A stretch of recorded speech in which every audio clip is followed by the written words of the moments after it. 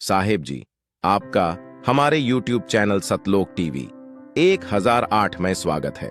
परमात्मा कहते हैं, मौत बिसारी मूर्खा, अचरज किया कौन, तन मिट्टी में मिल जाएगा ज्यों आटे में लौन। आइए आज के सत्संग में जानते हैं कि काल भगवान अपने आप को गुप्त क्यों रखता है। काल क्यों चाहता है कि हर प्राणी शराबी, कबाबी, व्यसन करने वाला हो, तथा काल भगवान प्राणी को तप्त शिला पर क्यों भुनता है।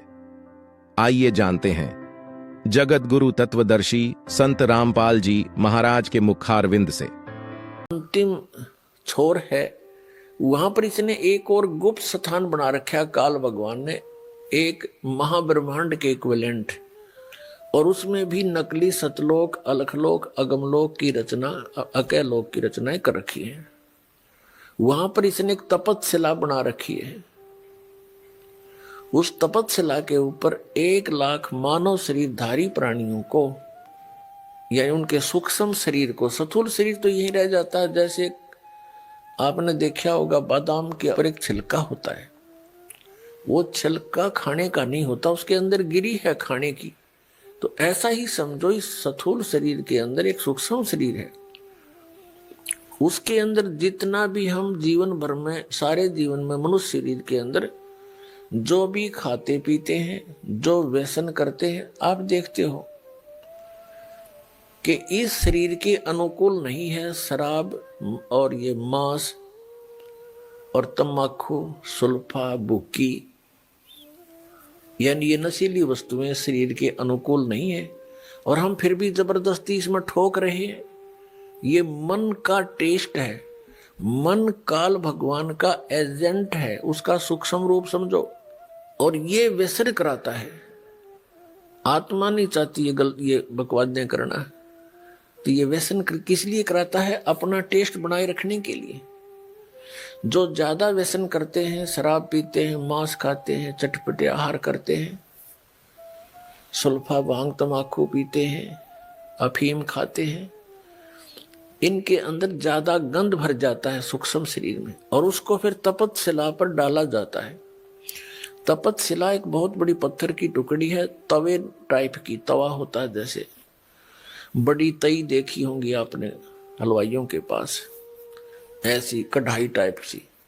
तो उसमें 1,00,000 मानव शरीरधारी प्राणियों के सूक्ष्म शरीर को डाल दिया जाता है, और वो स्वतः प्रज्वलित रहती है, इतनी हीट रहती है उसके अंदर। उसके ऊपर गिरते ही सभी प्राणी जैसे खील भूनते हैं चावलों की, ऐसे चटक मटक करते हैं, चटक पटक के, और वहीं गिरते रहते हैं, बाहर जा नहीं सकते। वहां कुछ ऐसा अट्रैक्शन बना रखा है उसने। वो मरते नहीं प्राणी, पर हाहाकार मच जाती है, और फिर उनसे गंध निकालता जो सारा जीवन में इन्होंने खाया है, पिया है, उसका अंश सूक्ष्म शरीर में रहता है। उस अंश को इतना गर्म करके ही निकालता है वो, उस सारे जीवन के आहार के अंश को, और फिर उसको ये खुद खाता है। ऐसे 1,00,000 मानव शरीरधारी प्राणियों का ये काल भगवान, ये ब्रह्म नित आहार करता है। तो परमात्मा ने अपनी प्यारी आत्मा गरीबदास साहिब जी को ये सब व्यवस्था दिखाई। उस कसाई का वो हत्था दिखाया, जहाँ 1,00,000 मानव शरीरधारी प्राणियों को यो यहाँ का ब्रह्म, जिसको ब्रह्म कहते हैं, ज्योति निरंजन कहते हैं, काल कहते हैं, और जिसको मैं ऋषि खोज खोज कर मर गए, यू दिखाई नहीं दिया किसी को। इसने प्रतिज्ञा कर रखी है कि मैं कभी भी किसी के समक्ष अपने यथार्थ रूप में नहीं आऊंगा। श्रीमद् भगवत गीता का ज्ञान श्री कृष्ण जी में प्रवेश करके इसी काल भगवान ने दिया था। 7वें अध्याय के 24 और 25 श्लोक में कहा कि अर्जुन, ये मेरा विराट रूप है। काल ने कहा था कि अर्जुन, मैं कभी भी अपने वास्तविक रूप में किसी के समक्ष नहीं होता। अपनी योग माया से मैं छुपा रहता हूं,